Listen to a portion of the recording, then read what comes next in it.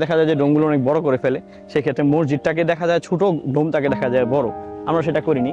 তো এখানে মালিকরা যেটা করেছেন সেটা হচ্ছে, সুপ্রিয় দর্শক মন্ডলী, আসসালামু আলাইকুম। দেশ ও দেশের বাইরে থেকে যারা ভিডিও দেখছেন তাদের সকলকে শুভেচ্ছা এবং অভিনন্দন। আজকে আমাদের 0103 কুসুমপুর জামে মসজিদ বা কুসুমপুর কেন্দ্রীয় যে মসজিদটি, সেই মসজিদের সামনে আমরা সাধারণত দেখি যে মানুষের স্বপ্ন থাকে তার নিজের বাড়িটি ডুপ্লেক্স করে বানানো বা হাই রাইজ করে বানানো, এরকম স্বপ্ন নিয়েই হচ্ছে আমাদের বিল্ডিংগুলো হয়ে থাকে।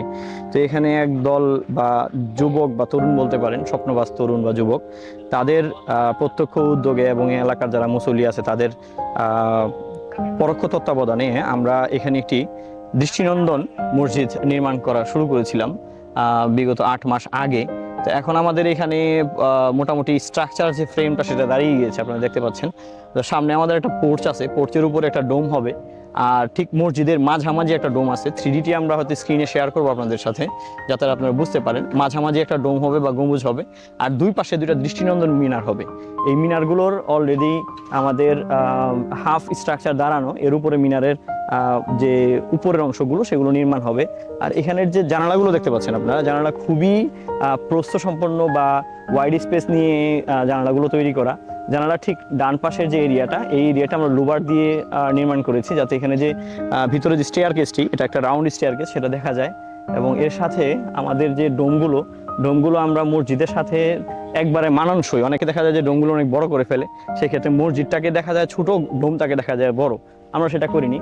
তো এখানে মালিকরা যেটা করেছেন সেটা হচ্ছে যে, বা মুসল্লিরা যেটা করেছেন, প্রত্যেকটা কাজে ওনারা ইঞ্জিনিয়ার বা প্রকৌশলী পরামর্শ নিয়েছেন। আমাদের আর্কিটেকচার, স্ট্রাকচার ডিজাইনার যারা আছে সবাই এখানে এসে সময় দিয়েছে।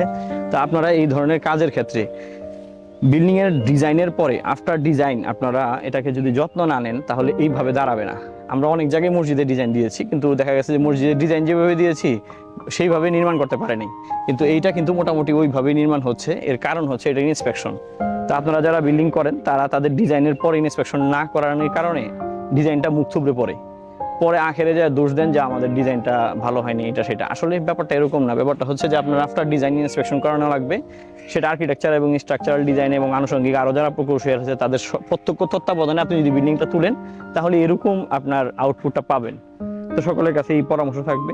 সকলের সুস্বাস্থ্য এবং মঙ্গল কামনা করে আজকের মতো এখানে রাখছি। পরবর্তীতে ভিডিও দেখার আমন্ত্রণ জানিয়ে আসসালামু আলাইকুম।